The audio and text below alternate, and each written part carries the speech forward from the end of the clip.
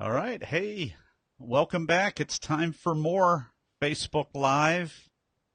I hope you enjoyed that interview with my coach, Bob Kittredge, and a little bit of the backstory. If you were curious about the backstory behind Be the Talk and where it came from and what the heck it's all about, and what's going on and why and where and how, well, you just got it. And actually, I'm downloading the footage right now. For some reason, Facebook, whenever I record one of these videos, the footage takes forever to be able to download. And I just had a little description right over here, and it's gone now, and it had all the list of all the people that I interviewed last week, and I was going to use that as a little bit of a guide. So here we are right here. So, so you'll be able to watch that footage with Bob here on my timeline if you haven't already. And I will, as always, I'll have a link to that so that you can watch the YouTube video. And the advantage there is you can watch it double speed. You don't have to take the full 30 minutes. No, sir. No, ma'am. You can take 15 minutes or 22 minutes if you want it at 1.5 speed.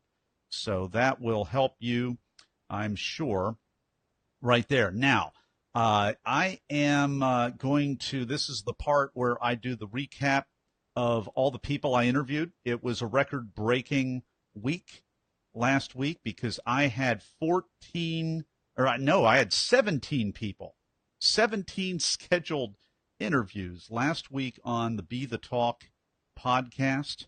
That was a formidable amount of interviews that I was doing, and I was very much looking forward to it. You know you're doing the right thing when you look forward to being able to interview that amount of people.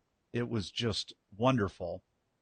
And you know you're doing the right thing when you're thinking about that and you actually get energized. I'm actually getting energy the more that I think about interviewing people, and I get energy the more that I actually get to talk to people. But one of the things that's a little bit troublesome at times is that some people, for legitimate reasons, sometimes I get cancellations. So I had actually a lot of people, I think 4 people out of the 17 actually rescheduled. Now, one was ill, so I don't want to be talking to somebody when they're ill, and there's no way to guard against someone being ill. One had an end of semester issue, so that's a different situation. And then there are just different reasons, and so I still got to interview 13 people. And so let's just go down the list. Let's see what I can remember about the people that I interviewed. So the first one was Reagan Adenye, and his talk was on equality and gender equality in Africa. And he made a very compelling case in his talk for the historical fact that women and men had kind of equal or similar gender roles in Africa before the Ottomans, who were Muslim, and then the Victorians, who were Christian, came in and colonized Africa. Now, the most recent challenge that they have in the women in Africa are kind of being dominated by men. This is my oversimplification of his talk, but basically because of this idea of the Victorian woman ideal that is just kind of hyper domesticated and cannot, is totally dependent on men, all of this. So that presents a stereotype that is not historically accurate that today's women in Africa still fight against. And so Reagan's talk was just really great because there haven't been many talks like that. And so we talked about the real possibility that his offering of this TEDx talk that he gave would be used and could be used, and I hope will be used. I hope if you're watching this right now, from many of my listeners are in the continent of Africa. So welcome, and listen to Reagan's TEDx talk. Listen to the Be the Talk podcast interview, because we go behind his talk, and he wants to give that as a gift to you and the women of your country and your continent so that they don't have to struggle against this false narrative anymore. It was just a great interview. Next, we went live with the Scat Man. Yeah, Ashwin Naidu.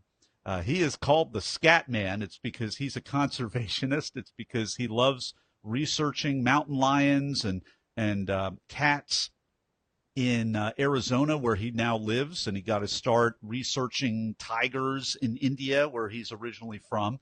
And I think there was some kind of way that he was able to get in and have some kind of an agreement. And as he worked on his master's and then his doctorate, they it's like I think like anywhere else, they delegate the work that they don't want to do, and so he became the Scat Man by analyzing tons and tons of cat poop.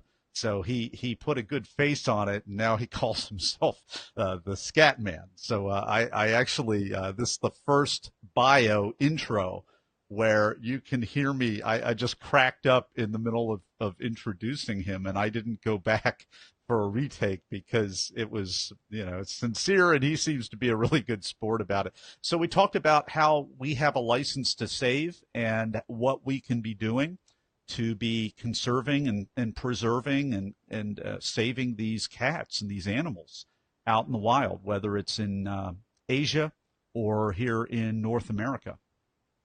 The next that I talked to was Shay Kondro, and she is a Tibetan Buddhist nun. So we talked about mindfulness, and we talked about being calm, and we talked about what was it like to be a Tibetan Buddhist nun, and then we talked about art because she's a very gifted artist. And she paints in points that comprise a whole, which is a really impressionistic technique from the French painters of the late 1800s, from what I remember in my art studies. So I talked with her about that, and she seemed to like that question. And so it was a great question about philosophy and religion and science and spirituality and how they're starting to bleed into each other. And then we talked about art a little bit as well. That was Shay Kondro. We got some really great comments from people during that Facebook Live that we had. I was able to do several Facebook video lives, and that was just wonderful as well. The next talk that we had was with Cindy Nolte, and so we talked about how do you go from someone who was bullied in school to someone who takes that energy that was meant to harm and meant for evil and meant for bad, and she turned that energy into good, and she befriended the bully. So we talked about how do you have a fresh look on life? How do you take your bullies into your besties? Because that bully became, for a season of life, became a very, very close friend. And I believe still is. So that was just a fascinating conversation that we had. After that, we had talk with the migraine girl, Janet Geddes from Avid Bookshop in Athens, Georgia, home of the Bulldogs and the University of Georgia. And Janet was a great interviewee because we're talking about independent bookstores, and we're talking about just how do you function when you are diagnosed with migraines, and to the level that she is, it basically takes her out of commission every other day.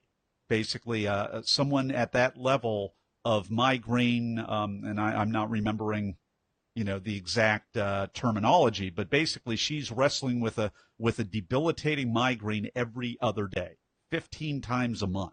Can you imagine having 15 migraine headaches a month? So it was really wonderful in that I was able to hear how she has been able to make smarter hiring decisions for her bookstore that has a couple different locations. It's just amazing. She hires people that have a co-owner kind of mentality, an entrepreneur mentality, because she knows she's not going to be able to micromanage them. She doesn't want to micromanage them. I heard strategies on how she would show up and advance in an assertive way, and also in an appropriate way, go to her professors and let them know about her condition, and let the professor know, hey, if I show up and I'm wearing sunglasses, it's not that I'm trying to be a smart aleck. It's because it's, the lights are triggering headaches, and I want to be able to come and study hard and be a good student and a good steward of the knowledge that you're trying to impart. So I think for us here in Talk Universe, it doesn't matter what our struggle is, any kind of struggle or disability or challenge that we have, it was just a great model for how to go to people, people in authority, people who are teachers, people, and just be able to be assertive, not hide and not run away, but instead to kind of confront and take charge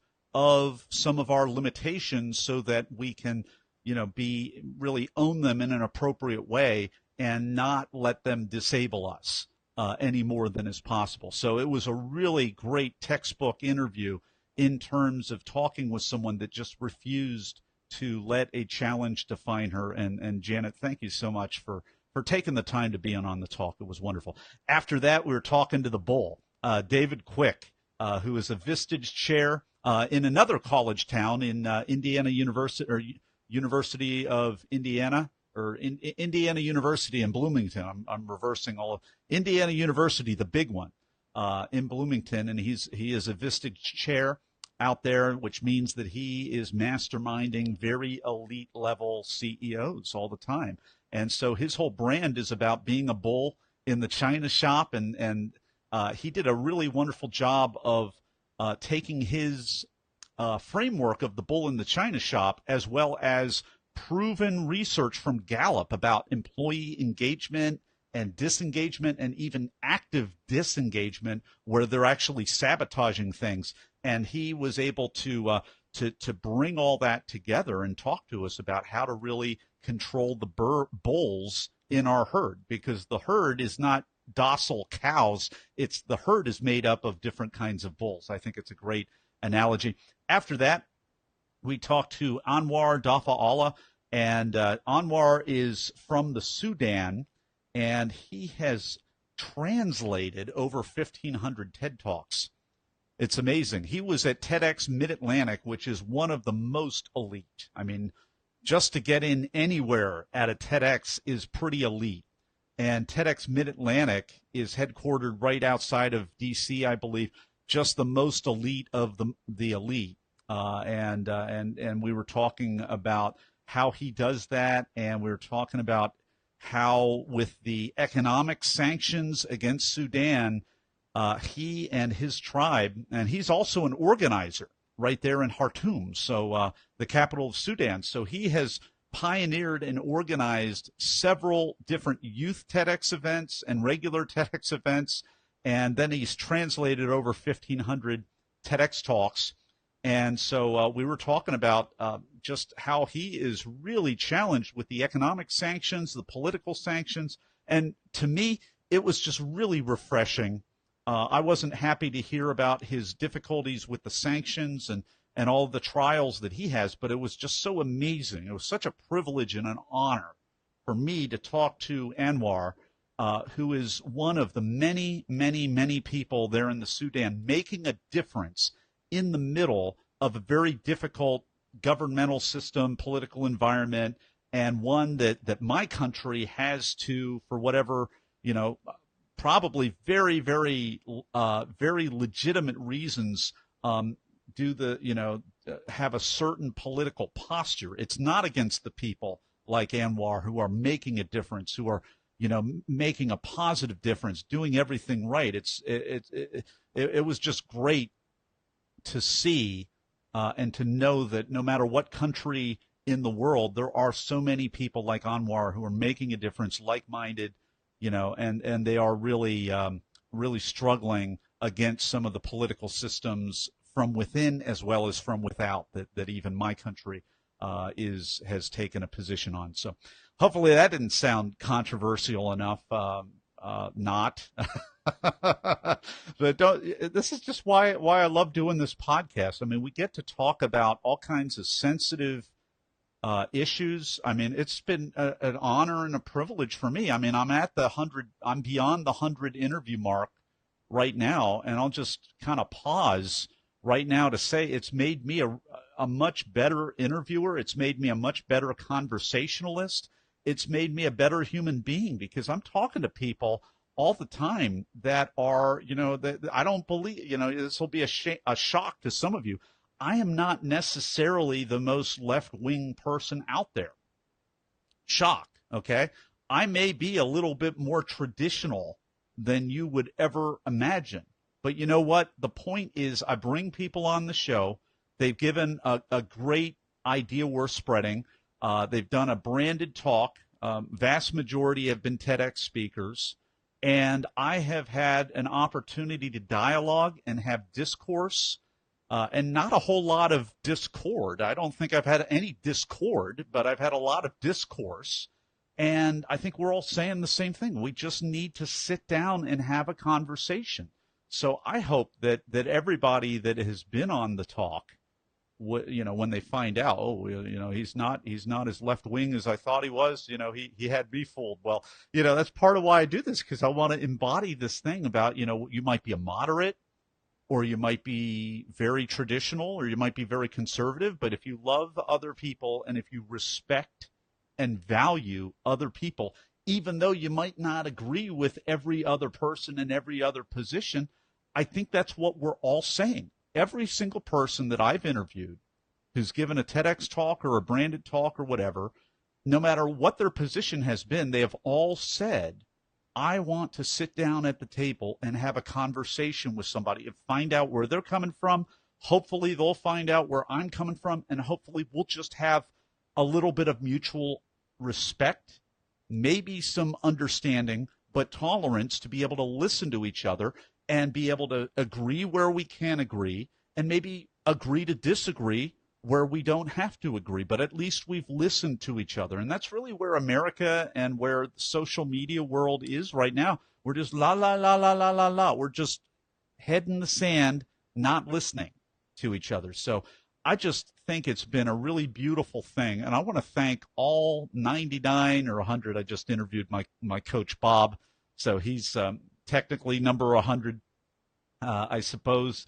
And I mean, I just want to thank all of these people. And actually, last week we went way beyond 100, so we're beyond 110 at this point. But thank you. If you're watching this, thank you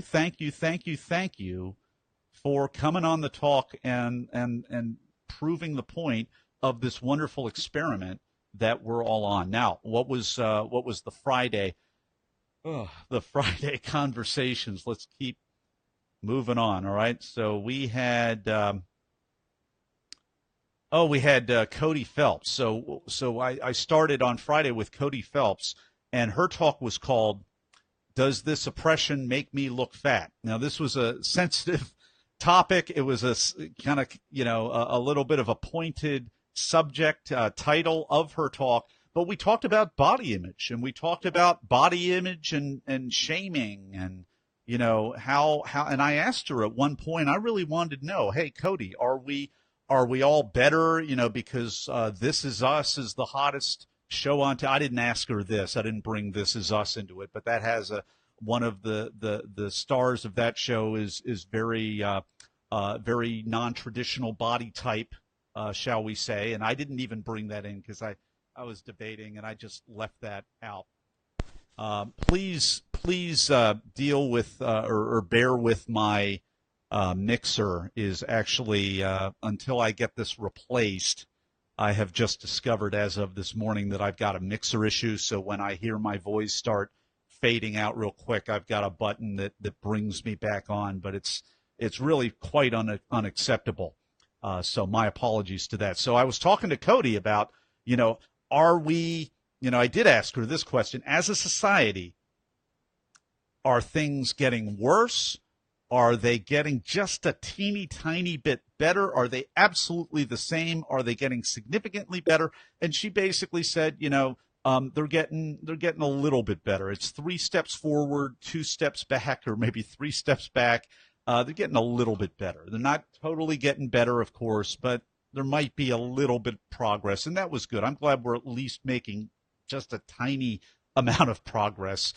So listen to that interview. I hope I did it justice. I hope I did her justice in what she was talking about in her talk. Certainly takes an awful lot of bravery to get on stage.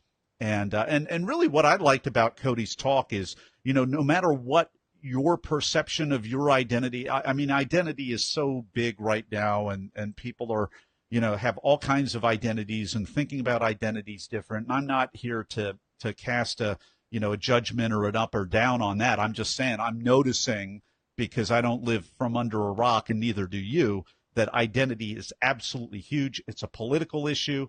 It is a trigger issue. It is, many people would say an absolutely legitimate issue. And so she has a framework in her master's thesis that really, she has like a 6-part framework that's really a roadmap for how people discover, whatever angle of their identity, and it might be body image, or it might be, gender, or it might be these different things that people have. And there are all kinds of different categories of identity. I mean, she was educating me. And she has this roadmap that she's created, and there are basically awareness points and then decision points, and then whether the person, just basically runs away or just gets kind of clobbered by these recurring issues in their identity, or if they take a stand and start embracing or owning or, modifying or whatever. So it was just fascinating to me, and because it spoke to so many different areas of culture and socio whatever, our society. And again, I mean, because I'm wearing the hat of the interviewer, okay, I'm not here to make an up or down judgment. I'm not here to make any judgment. I'm here to kind of probe, and I'm here to try to ask questions, and I'm trying to honor the spirit of the interview. And I just really thank you, Cody, for coming on the talk and entrusting me as an interviewer on a really sensitive topic. So I hope I did that justice. I hope I honored the topic. I hope I honored you on that. After that, we talked to Dr. Roger Wong. Now, Dr. Roger Wong is a geriatrician, not a geriatologist. That's a scientist that studies aging, but a geriatric doctor, a geriatrician, like a pediatrician, only on the other side of the scale. So, and he's also an associate dean in the University of British Columbia's School of Medicine. So, I mean, look at the caliber of the people that I get on this podcast, folks. I mean, Talk Universe is just amazing to be talking to people like this. So we were talking about really simple things that you and I can do. And these are things I wish I would have known 10 years ago, 15 years ago, when I was walking through this with my grandparents, both of which are deceased. Actually, all 4 of which are deceased, but the other 2 were deceased really in the last 15 to 10 years ish. I may be losing track a little bit of time, but I mean, just simple things like moving furniture and just going through the house with a different eye and a different awareness can make a lot of difference. Using technology, using some social channels. I mean, he had some really great tips. So if you're about to, or if you know somebody who is walking through this process of loved ones and they're thinking, do I need to, transfer them into a retirement facility or an assisted or a nursing home? Maybe there are some things you can do to legitimately leave them in their home longer so that they can have a greater amount of freedom longer, but only if we're being very proactive and very cautious. So Roger had some great, and he was such a great guest as well. Really, really love podcasting, and he's done several of these interviews. And it was just a very, very fun, high energy guest. So thank you, Dr. Roger Wong, for coming on the talk. Next, we went to Kimber Lanning, and we were talking about shopping local. We were talking about really talking about taking back control of our economies. And when we really talked a lot about these big box stores and the, what happens when we incentivize, like famously, Jeff Bezos and the Amazon second headquarters, and there are all these cities that have been bending over backwards, And really what we're finding now, the announcement hasn't yet been made, but all the second tier cities basically didn't have a chance. And so, and whoever the winning city is going to be, there's going to be all these tax benefits and all of these things. And you know what? The taxpayers are really footing the bill for all these things. So we talked about a lot of these issues. We talked about it, about the more immediate thing about when we're not shopping local, we're taking those jobs away from our children. We wonder why our children can't live in the same town. If we live in a nice town, it may be because they don't have any jobs and there are no jobs for them, or it's too gentrified or whatever. And so we were talking about those issues. Now, I had to fess up in the middle of the interview because the teacup that I use, which is a shot glass, but I drink tea out of it, is actually a Starbucks shot glass. And so, that moment when you realize you're talking about shopping local with a TEDx speaker, and she can see you on the video, and you've been drinking out of your Starbucks shot glass the entire interview. Well, I fessed up to it. We shared a laugh. She was a really great, really understanding guest about that. Kimber, thanks for coming on the talk. It was great. And thanks for connecting with all of us on there. Next, we went to Liz Shazel, who is wrapping up her college degree. She did a really fun talk about, she's done research on the different kinds of sounds, the kinds of words we use. And if there's like a E sound, it physiologically makes us smile, like cheese, any E or money or anything like that. Or even she liked Be the Talk because it makes you smile. She actually came up with studies that prove how that affects our posture, our physiology, and then makes us happy just because of what our mouths have to go through. And because of that smile, it makes us feel better. And so if we, use that, and there are implications for marketing, for branding, for sales, for all kinds of different things. And she's kind of discovered this little secret hypothesis that she's been testing out. So it was really fun. Talking to Liz. She was just so much fun to talk to, and she was, very, very typically excited millennial, or maybe even, I don't even know if that she may be younger than millennial. I don't know where the cutoffs are anymore, but she was just really a lot of fun because she gets what the podcast is all about. She was so excited to be on, and it was just a lot of fun. I just love really having fun guests, high energy guests who enjoy and understand really what I'm trying to do, which is just to make people like Liz look amazing because of these interviews. After that, we talked about X-Men and Wolverine with Dr. Susana Flores. And, Dr. Flores, she's on her way eventually. At some point, she's going to be at Comic-Con, and there were other cons that she was on, so she's really making the circuit right now. She did a TEDx talk about rage and anger and Wolverine and how he's able to constructively channel the rage. And it got really personal and sensitive because of just some stories and some tragic things that Dr. Susanna has had to walk through in her life. And then she was able to change the way that she saw these comic book heroes and these X-Men heroes, and saw them really as kind of a framework for her own journey, and then a framework for really all of us as well. So, and it was an interesting segue because she was talking about channeling kind of anger to do something productive, and even being misunderstood, like the Wolverine is misunderstood and all this.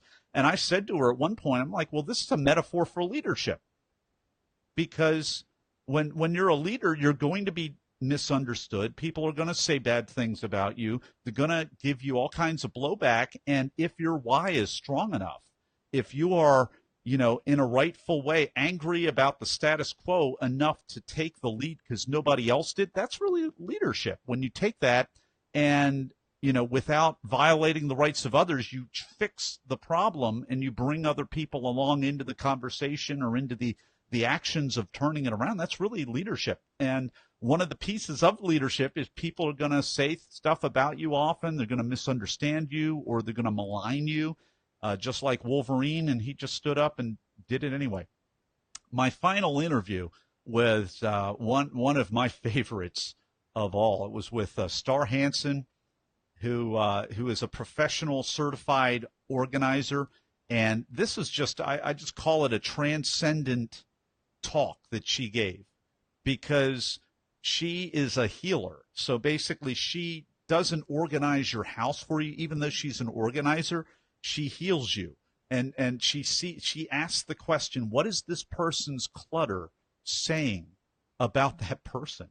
It's just amazing when you really think about it. All that energy of stuffing things, throwing it into a back room, or maybe a relationship went south, and so, there are all kinds of stories about piles of clutter, and really it's just us escaping ourselves.